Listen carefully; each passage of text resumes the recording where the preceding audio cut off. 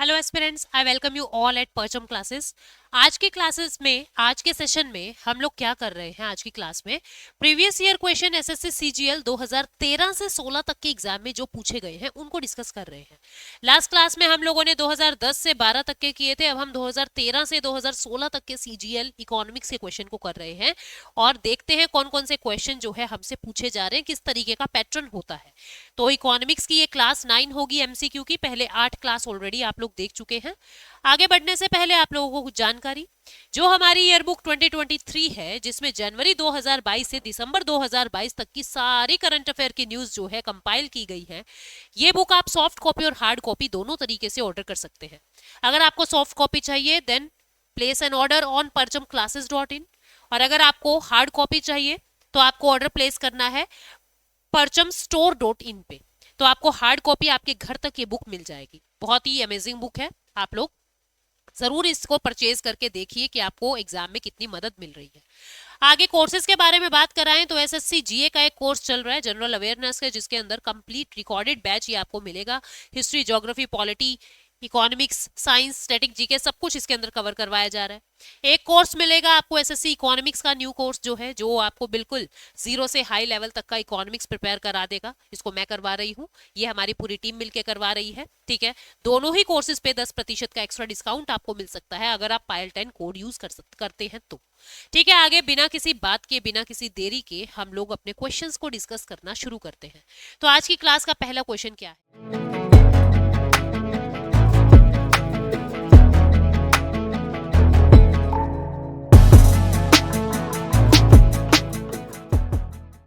2012 में क्वेश्चन आया है, which one of the following is not a qualitative credit control measure of the RBI. ये क्या कह रहा है, इनमें से कौन एक क्वालिटेटिव क्रेडिट कंट्रोल मेजर नहीं है? मैंने आपको क्वालिटेटिव और क्वांटिटेटिव टूल करवाए थे और वहां पे मैंने आपको बताया था क्वालिटेटिव क्या होता है, क्वांटिटेटिव क्या होता है। तो ओपन मार्केट ऑपरेशन जो है ये क्या है? ये क्वांटिटेटिव टूल है। ये क्या है? ये क्वांटिटेटिव टूल है, जिसमें सीआरआर, एसएलआर इसकी बातें की थी। इसके अंदर क्या होता था? आरबीआई गवर्नमेंट सिक्योरिटी की सेलिंग एंड परचेजिंग करता था। ये क्वांटिटेटिव टूल है। बाकी margin requirement, variable interest rate, credit rationing, ये सब क्वालिटेटिव टूल है। तो आंसर क्या आ जाएगा इसका? सी, यानी quantitative tool open market operation. वो कह रहा है इनमें से कौन एक क्वालिटेटिव क्रेडिट कंट्रोल नहीं है। नहीं पूछा है तो हमने आंसर लगा दिया सी। ठीक है, ओपन मार्केट ऑपरेशन जो एक क्वांटिटेटिव टूल है। नेक्स्ट क्वेश्चन है, national income of a nation is the. किसी भी देश की नेशनल इनकम क्या होती है? किसी भी देश की राष्ट्रीय आय क्या होती है? गवर्नमेंट्स एनुअल रेवेन्यू, भारत सरकार का जो टोटल रेवेन्यू जनरेट होगा वो। Sum total of factor income, factor income को जोड़ दे उसको कहेंगे। Surplus of public sector enterprises, PSU का जो फायदा होगा उसको कहेंगे। या एक्सपोर्ट माइनस इंपोर्ट, एक्सपोर्ट में से इंपोर्ट घटा दे उसको कहेंगे। तो हमको पता है जितने भी फैक्टर इनकम है उनको अगर हम जोड़ दे, फैक्टर इनकम क्या होता है? जिसके अंदर कुछ ना कुछ गुड्स एंड सर्विसेज प्रोड्यूस हुई है, कुछ ना कुछ प्रोडक्शन गुड्स या सर्विसेज का हो रहा है, उसको हम फैक्टर इनकम कहते हैं।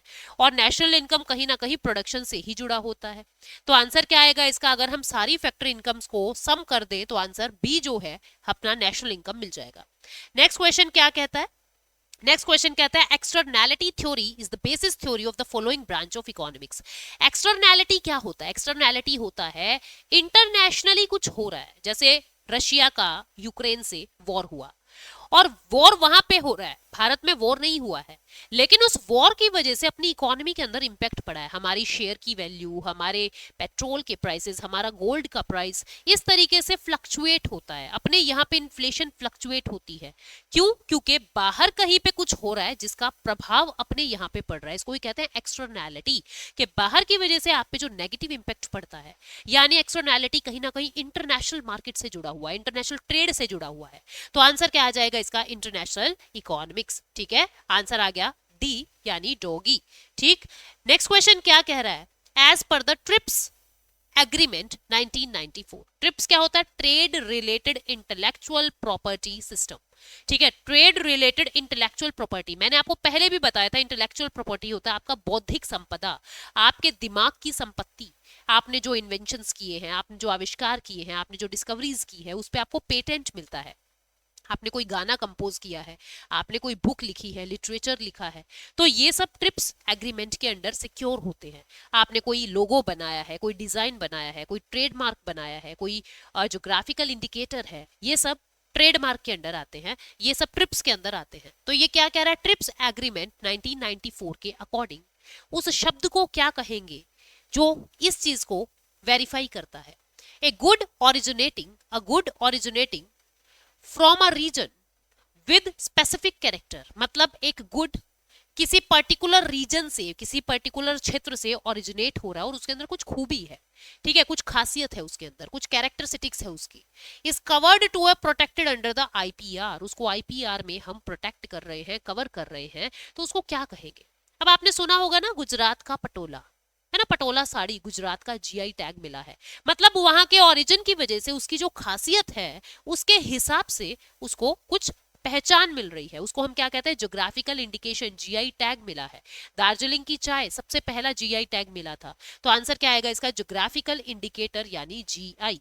ठीक है, पेटेंट ये कोई ओरिजिन से संबंधित नहीं है, ट्रेडमार्क, ट्रेड सीक्रेट ये फॉर्मूले से संबंधित है, लेकिन ज्योग्राफी, ओरिजिन आप इस तरीके से भी लिंक कर सकते हैं, तो ज्योग्राफिकल इंडिकेटर इसका आंसर आ जाएगा। नेक्स्ट क्वेश्चन क्या कह रहा है, gold is mainly related to, अब आपको पता है गोल्ड जो है भारत के लिए इंटरनेशनल मार्केट से जुड़ा हुआ है, क्योंकि अपने यहाँ पे इतना गोल्ड नहीं होता है कि हम कंज्यूम कर ले सारा और अपनी जरूरत पूरी हो जाए। भारत के अंदर गोल्ड की खपत ज्यादा होती है और हम लोग ज्यादा से ज्यादा गोल्ड स्विट्जरलैंड से मंगवाते हैं, ठीक है, स्मगलिंग भी होती है इसकी, अलग अलग तरीके हैं गोल्ड लाने के, जिसकी वजह से भारत को करंट अकाउंट डेफिसिट भी बहुत ज्यादा होता है। मैंने इंटरनेशनल मार्केट में आप लोगों को ये चीजें कवर करवाई है, तो आंसर क्या आएगा इसका, इंटरनेशनल मार्केट। गोल्ड किससे जुड़ा हुआ है, अंतरराष्ट्रीय मार्केट से। पेट्रोल किससे जुड़ा हुआ है, अंतरराष्ट्रीय मार्केट से, वहीं से रेट डिसाइड हो रहे हैं इनके, तो आंसर क्या आएगा इसका, सी। नेक्स्ट क्वेश्चन क्या कह रहा है, हाई पावर्ड मनी क्या होता है। देखो एक होता है एम नोट जिसको कहते हैं high powered money, M1 M2 इसको कहते हैं नैरो मनी, M3 M4 इनको कहते हैं ब्रॉड मनी, इनको कहते हैं ब्रॉड मनी, ठीक है, इनको कहते हैं हम नैरो मनी, एनसीईआरटी में गिवन है क्लास +2। और एम नोट होता है high powered money. High powered money क्या होता है, जो बैंक्स का पैसा आरबीआई के अंदर जमा है, बैंक्स का पैसा आरबीआई में जमा है, टोटल कितना पैसा मार्केट में घूम रहा है, that is M naught, high powered money. ठीक है, banks reserve with central bank, yes banks reserve with central bank, ठीक है, जितने भी बैंक के रिजर्व सेंट्रल बैंक में है उसको हम हाई पावर्ड मनी कहते हैं। ठीक है, नेक्स्ट क्वेश्चन पे बढ़ते हैं, that is hardening interest rate का क्या मतलब है। हार्डनिंग इंटरेस्ट रेट का मतलब क्या है कि इंटरेस्ट रेट बहुत ही ऐसे स्टिकी से है, इंटरेस्ट रेट बहुत कॉस्टली है, हार्ड है, ठीक है, तो आंसर क्या आएगा इसका, interest rate not low, not increasing, not falling, ये स्टिकी है, मतलब कि हार्ड होके बैठ गए हैं, कहते हैं ना हिल ही नहीं रहा है ना, चिपक सा गया है, हार्ड होके बैठ गया है, यानी कि interest rate is remaining sticky. ठीक है, interest rate is remaining sticky, चिपक गए हैं, कम ज्यादा नहीं हो रहे हैं। ठीक है, आंसर क्या आएगा, स्टिकी। अब नेक्स्ट क्वेश्चन क्या कह रहा है, कह रहा है dumping is a situation. Dumping क्या सिचुएशन होती है ये समझेंगे हम, डंपिंग सिचुएशन क्या होती है ये समझिए। जैसे ये इंडिया है, ठीक है, ये चाइना है, ठीक, चाइना क्या कह रहा है कि मैं तुम्हारे यहाँ पे सामान बेचूंगा, हम मना तो कर ही नहीं सकते क्योंकि वर्ल्ड ट्रेड ऑर्गेनाइजेशन के मेंबर हैं हम भी और हमको उनका रिस्पेक्ट करना पड़ेगा। चाइना क्या कह रहा है, हम अपना सामान तुम्हारे यहाँ भेजेंगे, ठीक है भैया भेज दो, ठीक। अब चाइना ने पेंसिल भेजी, भारत के अंदर भी इंडियन पेंसिल बन रही है, ये इंडियन पेंसिल है, यहाँ पे भी इंडियन पेंसिल बन रही है, ठीक है, हम एक पेंसिल ड्रॉ कर देते हैं, ये एक इंडियन पेंसिल है, और यहाँ पे भी एक पेंसिल जो है वो चाइना की बन रही है। ठीक है, ये कैसी पेंसिल बन गई चाइना की, इसको कोविड हो गया क्या। देखो ये चाइना की पेंसिल है, ठीक है, ये चाइना की पेंसिल चाइना में बिकती है 10 रुपए की, चाइना में बिक रही है 10 रुपए की, लेकिन चाइना चाहता है भारत की मार्केट को खराब करना।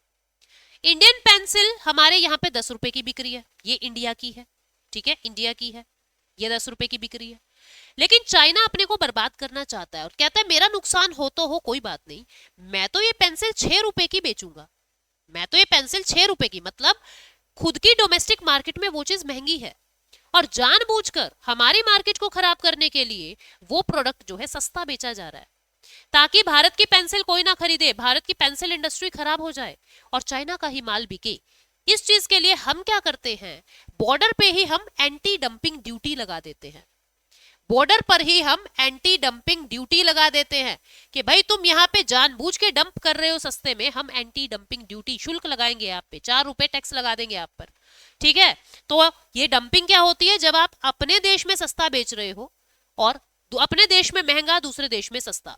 Supply more than the demand of a product, not supply demand का कोई खेल नहीं है, supply more in domestic product ऐसा भी कुछ नहीं है। Sells a commodity at lower price in the world market, world market में तो सस्ते दाम पे बेच रहा है और हाई प्राइसेस पे डोमेस्टिक मार्केट में, चाइना खुद के देश में तो महंगा बेच रहा है और दूसरे देश में सस्ता, इसी को ही हम डंपिंग कहते हैं। आंसर क्या आएगा, सी, ठीक है। नेक्स्ट क्वेश्चन क्या है, विच 5-year plan is not correct among the following, इनमें से कौन सा 5-year plan date wise match नहीं कर रहा है। ईयर देखते रहना कौन सा कहां पूछा गया है। ये 1951 से 56 बिल्कुल सही है, ये भी बिल्कुल सही है, थर्ड जो है थर्ड भी बिल्कुल सही है, फोर्थ जो है आपको मैं बता दूं 1966 से 69 अपने यहाँ पे क्या था, अपने यहाँ पे प्लान हॉलिडे चल रहा था, कोई भी प्लानिंग, कोई भी 5-year प्लानिंग नहीं बनी थी, बिकॉज थर्ड 5-year प्लान इतना ज्यादा अनसक्सेसफुल हो गया था कि भारत के अंदर ना तो इतनी कैपेबिलिटी थी ना ही इतना फंड था कि हम एक नया प्लान बना सके। तो इसलिए हमने क्या किया, इन 6 महीनों, इन 3 साल के लिए हमने हॉलिडे ले लिया था, प्लान हॉलिडे जिसको कहते हैं। और जो फोर्थ 5-year प्लान है फिर वो 69 से 74 तक चला है, फोर्थ 5-year प्लान 1969 से 1974 तक चला है। तो आंसर क्या आएगा इसका, डी, 1966 से 71 नहीं आएगा, 69 से 74 आएगा। The community development programme was launched in the year, community development programme क्यों आया था, नेहरू जी लाए थे, क्यों आया था, ताकि जो पंचायती राज है वो इंप्लीमेंट हो सके। और पंचायती राज की कहानी जो है 1952 में शुरू हो गई थी। 2 अक्टूबर 1952 में हम लोग पंचायतों को बनाने की कोशिश कर रहे थे, पर फेल होते गए 1992 में जाके कहीं कानून बनता है। तो इस दिन हमने कम्युनिटी डेवलपमेंट प्रोग्राम चलाया था, डेवलपमेंट के लिए पंचायत लेवल पे, रूरल लेवल पे, ठीक है। इसी को ही सीडीपी कहते हैं, जो फेल हो गया था, ठीक। इसकी जांच के लिए कि ये फेल क्यों हुआ, हमने अशोक मेहता कमेटी बैठाई थी, फिर पंचायती राज जो है आगे आगे आगे बढ़ता चला गया। तो आंसर क्या आएगा इसका, 1952, पूरी डेट है 2 अक्टूबर 1952, गांधी जी के जन्म दिवस पे। नेक्स्ट क्वेश्चन है, which one of the following is not a qualitative control of credit by the central bank of a country. ये क्या कह रहा है, इनमें से कौन है क्वालिटेटिव टूल नहीं है, क्वांटिटेटिव है, क्वालिटेटिव नहीं है। रैशनिंग ऑफ क्रेडिट ये क्या है, ये तो क्वालिटेटिव है, मैंने अभी अभी आपको बताया था लास्ट क्लास में भी, ये तो क्वालिटेटिव है, ठीक है। रेगुलेशन ऑफ कंज्यूमर क्रेडिट, ये डाउन पेमेंट वगैरह, ये भी क्वालिटेटिव है, मैंने बताए थे सब। Variation in reserve ratio, reserve ratio क्या है, सीआरआर, एसएलआर, ये करे थे ना हमने, ये क्या है, ये क्वांटिटेटिव है, ये क्या है, ये क्वांटिटेटिव है। और ये रेगुलेशन ऑफ मार्जिन रिक्वायरमेंट, ठीक है, लोन के बदले गोल्ड लोन की बात की थी मैंने, मार्जिन रिक्वायरमेंट, तो ये भी एक क्वालिटेटिव टूल है। तो आंसर क्या आ जाएगा इसका, सी, क्योंकि ये क्वांटिटेटिव टूल है, क्रेडिट रैशनिंग वाला, ठीक, मतलब जो इसने पूछा है, रिजर्व रेशो एक क्वांटिटेटिव टूल है, उसने पूछा है कौन एक क्वालिटेटिव टूल नहीं है, तो आंसर आ जाएगा सी। नेक्स्ट क्वेश्चन क्या कह रहा है, the market in which loans of a money can be obtained is called, वो मार्केट जिसके अंदर आपको लोन मिलते हैं उसको क्या कहते हो, सिंपल सा मनी मार्केट कहते हैं। क्या कहते हैं, मनी मार्केट, जिसमें आपको लोन्स मिल जाएंगे, ठीक है, इसमें तो क्या ही बताएं, और शॉर्ट टर्म लोन मिलेगा मनी मार्केट में। ये कह रहा है which of the following is the regulator of credit rating agency. अब क्रेडिट रेटिंग एजेंसी होती है, जैसे आप पिक्चर्स को, मूवीज को रेटिंग करते हो ना, ये 5 स्टार है, 2 स्टार है, ऐसी एजेंसीज होती हैं जो कंपनीज को रेट करती हैं। फिच, मूडी, स्टैंडर्ड, ये सब क्या है, ये कंपनीज है। और कंपनीज को कौन रेगुलेट करता है, सेबी रेगुलेट करता है। क्रेडिट रेटिंग एजेंसीज को सेबी रेगुलेट करता है, security exchange board of India. Next question क्या है, which is the first Indian company to be listed in NASDAQ. NASDAQ क्या है, न्यूयॉर्क का एक इंडेक्स है, ठीक है, न्यूयॉर्क का एक इंडेक्स है। और इस न्यूयॉर्क के इंडेक्स में कौन सी इंडियन कंपनी थी जो सबसे पहले यहाँ पे रजिस्टर्ड हुई थी, वो थी इन्फोसिस, ठीक है, कौन सी, इन्फोसिस जो है वो यहाँ पे लिस्टेड हुई थी, यहाँ पे रजिस्टर्ड हुई थी। Next question, the monetary and credit policy is announced by which of the following. Monetary policy कौन अनाउंस करता है, मैंने आपको बताया था, fiscal policy government of India, monetary policy reserve bank of India. तो आंसर क्या आ जाएगा, आरबीआई, ठीक है, 2014 का क्वेश्चन है। उसके बाद विच of the following method is not used in determining national income of a country. मैंने आपको 3 मेथड बताए थे नेशनल इनकम को मेजर करने के। अब ये कह रहा है कौन सा ऐसा मेथड नहीं है जो यूज होता है। ठीक है, इनकम मेथड यस यूज होता है, आउटपुट मेथड यूज होता है, ठीक है, मतलब प्रोडक्शन जिसको हम जीवीए मेथड कह रहे थे, फिर इनपुट मेथड भी यूज हो रहा है, इन्वेस्टमेंट मेथड कहीं पे भी यूज नहीं हो रहा। इनपुट का मतलब एक्सपेंडिचर मेथड, आउटपुट का मतलब प्रोडक्शन मेथड, ठीक है, प्रोडक्शन मेथड, इनकम मेथड आपको पता ही है, इन्वेस्टमेंट मेथड कहीं पे भी यूज नहीं होता। आंसर आ जाएगा इसका डी। नेक्स्ट क्वेश्चन क्या कह रहा है, which among the following is not a Brayton would institution. इनमें से कौन एक ब्रेटन वुड इंस्टीट्यूशन नहीं है। देखो ब्रेटन वुड क्या है स्टूडेंट्स, ये एक प्लेस का नाम है यूएसए में, जो हैम्पशायर न्यूयॉर्क के अंदर जगह है, वहां पे एक प्लेस है ब्रेटन वुड। 1944 दिसंबर में यहाँ पे मीटिंग होती है और मीटिंग के अंदर ये कहा कि जो सेकेंड वर्ल्ड वॉर ने इतना बुरा इंपैक्ट डाला है ज्योग्राफी पे, इकोनॉमी पे, पॉलिटी पे, हम उस इंपैक्ट को अब ठीक करेंगे, हम उस बुरे इंपैक्ट को अच्छे इंपैक्ट में बदलेंगे, जिसके लिए अलग अलग इंस्टीट्यूशंस बनाए थे। जौन से इंस्टीट्यूशन बने यहाँ पे उसी को ही हम ब्रेटन वुड इंस्टीट्यूशन कहते हैं। इनमें क्या क्या बन गया था, आईबीआरडी बन गया था जिसको आज के दिन आप वर्ल्ड बैंक के नाम से जानते हो, ठीक है, इसके अंदर आईएमएफ बन गया था, डब्ल्यूटीओ जाके कहीं आगे बनेगा, तो इन दोनों को हम सिस्टर एजेंसी भी कहते हैं, सिस्टर एजेंसी भी कहते हैं। हालांकि जीए डबल टी का भी जिक्र कर दिया था, general agreement on trade and tariff, लेकिन ये 1948 में जाके बना है और फिर इसका नामकरण किया डब्ल्यूटीओ के रूप में 1995 में। ठीक है, तो इन तीनों को ही ब्रेटन वुड इंस्टीट्यूशन कहते हैं, इन तीनों को ही ब्रेटन वुड इंस्टीट्यूशन कहते हैं। और अगर कोई पूछ ले सिस्टर एजेंसी, तो इन दोनों को सिस्टर एजेंसी कहते हैं। ठीक है, ये कह रहा है कौन एक ब्रेटन वुड इंस्टीट्यूशन नहीं है, आईएमएफ है, वर्ल्ड बैंक है, ओईसीडी नहीं है, तो आंसर क्या आ जाएगा, सी, ओईसीडी ब्रेटन वुड के दौरान नहीं बना है, इसलिए ये कोई ब्रेटन वुड इंस्टीट्यूशन नहीं है। नेक्स्ट क्वेश्चन है, in the national context which of the following indicates macro approach. इनमें से क्या एक मैक्रो अप्रोच है। Sales of Bata shoe company, Bata shoe company किसी एक कंपनी की बात हो रही है, माइक्रो लेवल है। Export of mangoes to UK, mangoes किसी एक प्रोडक्ट की बात हो रही है, ये बात किसकी है, माइक्रो है।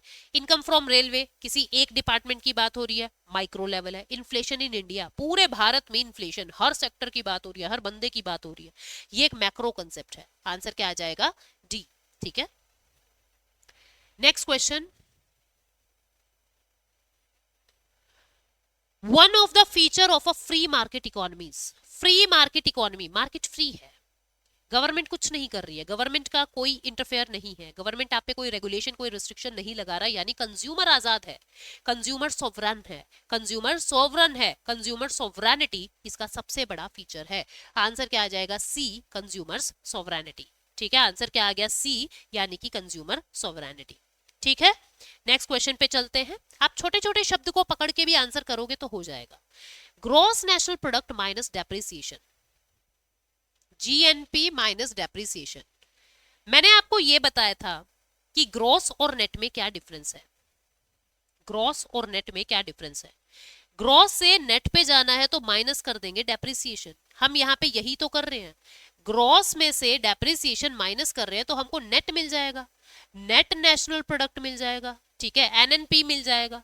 तो ये पूछ रहा है जीएनपी में से डेप्रिसिएशन माइनस कर दे तो क्या मिलेगा, तो हमको एनएनपी मिलेगा, नेट नेशनल प्रोडक्ट मिलेगा। ठीक है, एनएनपी नेट नेशनल प्रोडक्ट मिल जाएगा। नेक्स्ट क्वेश्चन पे बढ़ते हैं। नेक्स्ट क्वेश्चन क्या कह रहा है, the 1 rupee note bears the signature of. 1 रुपए के नोट पे किसके साइन होते हैं। देखिए स्टूडेंट्स, 2 रुपए से लेके 2000 का नोट, 2 रुपए से लेके 2000 का नोट किसके साइन होते हैं, आरबीआई गवर्नर के, आरबीआई गवर्नर के। प्रिंट कौन करता है, प्रिंट करता है आरबीआई। ठीक है, प्रिंटेड बाय आरबीआई। 1 रुपए का नोट प्रिंट कौन करता है, प्रिंट करता है गवर्नमेंट ऑफ इंडिया। ठीक है, साइन किसके होते हैं, फाइनेंस सेक्रेटरी, सेक्रेटरी के, सचिव के। ठीक है, सेक्रेटरी के, फाइनेंस सेक्रेटरी के साइन होंगे। और कॉइन्स प्रिंट कौन करता है, गवर्नमेंट ऑफ इंडिया। साइन किसके होते हैं, किसी के भी नहीं होते हैं, सिक्कों पे साइन नहीं होते हैं। तो साइन कौन करता है, सेक्रेटरी, जो मिनिस्ट्री ऑफ फाइनेंस के अंडर आता है, मिनिस्ट्री ऑफ फाइनेंस का सेक्रेटरी, इसका आंसर आ जाएगा। तो 1 रुपए के नोट पे साइन कौन करता है, फाइनेंस सेक्रेटरी साइन करता है। नेक्स्ट क्वेश्चन क्या है, नाबार्ड स्टैंड फॉर। नाबार्ड आपको पता है लास्ट क्लास में बताया था, 12 जुलाई 1982 को बना है। पूरा नाम है national bank for agriculture and rural development. National bank for agriculture and rural development. ठीक है, आंसर क्या आ गया, बी। 2015 में क्वेश्चन पूछा है। Surplus budget is recommended during. Surplus budget कब बनेगा? सरप्लस बजट क्या होता है स्टूडेंट्स? जब इनकम ज्यादा है, एक्सपेंडिचर कम है। इनकम ज्यादा, एक्सपेंडिचर कम कब होगा? जब बूम पीरियड आया हुआ है, जब सब कुछ बढ़िया है, बूम आया हुआ है। तो आंसर क्या आ जाएगा, बूम। ठीक है, नेक्स्ट क्वेश्चन कह रहा है which is the parameter for the economic development. Economic development का क्या पैरामीटर है? आप कैसे कहेंगे इकोनॉमी डेवलप हो रही है? Per capita monetary income, national income, per capita rural income या पॉपुलेशन? क्या इंक्रीज होने से आप कहोगे नेशनल इनकम इंक्रीज हो रही है, इकोनॉमिक डेवलपमेंट हो रहा है? तो पर कैपिटा अगर इनकम इंक्रीज हो रही है, सबसे बढ़िया तरीका है हर इंसान का स्टैंडर्ड ऑफ लिविंग अच्छा होना चाहिए। वो तभी होगा जब पर कैपिटा इनकम इंक्रीज होगी। तो आंसर क्या आ जाएगा इसका, ए, पर कैपिटा इनकम। ठीक है, तो answer will be economic development का पर कैपिटा इनकम। अब market economy is one which. Market economy किसको कहते हैं? मार्केट इकोनॉमी उसको कहते हैं जहां पे गवर्नमेंट का हस्तक्षेप ना हो, जो गवर्नमेंट के कंट्रोल से बाहर हो। तो it is controlled by government, no. It is free from government control, yes. ठीक है, influenced by international market, no. Answer क्या आएगा, बी फॉर बॉय, यानी free from government control. Regional rural bank are sponsored by. RRB को कौन sponsor करता है? Sponsor का मतलब उसको फाइनेंशियल मदद देना, उसको टेक्निकल मदद देना। अब समझो, जो अपना पहला आरआरबी बना था वो कौन बना था? पहला आरआरबी जो है वो 1975 में बना है, और वो बना है प्रथम बैंक। कौन सा? प्रथम बैंक। मुरादाबाद यूपी के अंदर ये पहला फर्स्ट आरआरबी बना था। ठीक है, उस समय इसका जो स्पॉन्सर बैंक था वो कौन था? स्पॉन्सर बैंक था सिंडिकेट बैंक। कौन सा बैंक था? Syndicate bank. स्पॉन्सर बैंक था प्रथम बैंक का, सिंडिकेट बैंक। ठीक है, सिंडिकेट बैंक क्या है? एक कमर्शियल बैंक है, एक कमर्शियल बैंक है। ठीक है, तो जितने भी आरआरबी होते हैं उन सबके स्पॉन्सर बैंक कौन होते हैं? नेशनलाइज्ड कमर्शियल बैंक उनके स्पॉन्सर बैंक होते हैं। ठीक है, आंसर क्या आएगा, A, nationalised commercial bank. Next question है which of the following is not an instrument of fiscal policy. इनमें से कौन फिस्कल पॉलिसी का इंस्ट्रूमेंट नहीं है? Open market operation, taxation, public borrowing या पब्लिक एक्सपेंडिचर। मैंने आपको बताया था फिस्कल पॉलिसी के अंदर सरकार का टैक्स, सरकार के खर्चे, सरकार की कमाई, ये चीजें इंक्लूड होंगी। तो ये तीनों चीजें यहाँ पे दिखाई दे रही है। Open market operation monetary policy का हिस्सा है। किसका? मॉनेटरी पॉलिसी का एक क्वांटिटेटिव टूल है। तो आंसर क्या आएगा, A, open market operation fiscal policy का इंस्ट्रूमेंट नहीं है। 2016 के क्वेश्चन है ये। In which of the following market forms a firm does not exercise control over price. कौन सी मार्केट के अंदर फर्म के हाथ में कोई कंट्रोल नहीं होता प्राइसेस का? फर्म के हाथ में कोई कंट्रोल नहीं होता। अब देखो, मोनोपोली है तो फर्म के हाथ में ही रहेगा सब कुछ, ऐसे ही ओलिगोपोली में भी। लेकिन जो परफेक्ट कंपटीशन है वहां पे डिमांड सप्लाई का खेल चलता है, फर्म के हाथ में कुछ भी नहीं होता। आंसर क्या आएगा, बी, परफेक्ट कंपटीशन में फर्म के हाथ में कोई प्राइस कंट्रोल नहीं होता है। Fiscal policy in India is formulated bye. ये जो क्वेश्चन है, ये क्वेश्चन आप लोग बताओगे कि फिस्कल पॉलिसी जो है उसको कौन फॉर्मुलेट करता है। ये क्वेश्चन आप लोगों के लिए छोड़ रही हूं मैं, उम्मीद करती हूं इसका आंसर करोगे कमेंट सेक्शन में। कौन फिस्कल पॉलिसी बनाता है? मॉनेटरी पॉलिसी कौन बनाता है? मैंने बताया। फिस्कल पॉलिसी कौन बनाता है? मैंने बताया। अब इसका आंसर तुमको बताना है। RBI, planning commission, finance ministry या सेबी, कौन बनाएगा फिस्कल पॉलिसी? ठीक है, आई होप आप लोग इसका आंसर करेंगे कमेंट में, और बिल्कुल सही करेंगे कमेंट सेक्शन में। मैं चेक करूंगी, रोजाना चेक करती हूँ, जो भी आंसर आप करते हो बहुत अच्छे आंसर आप लोग देते हो। मिलते हैं आगे 2016 के बाद के क्वेश्चंस के साथ। Thank you so much, take care, bye bye.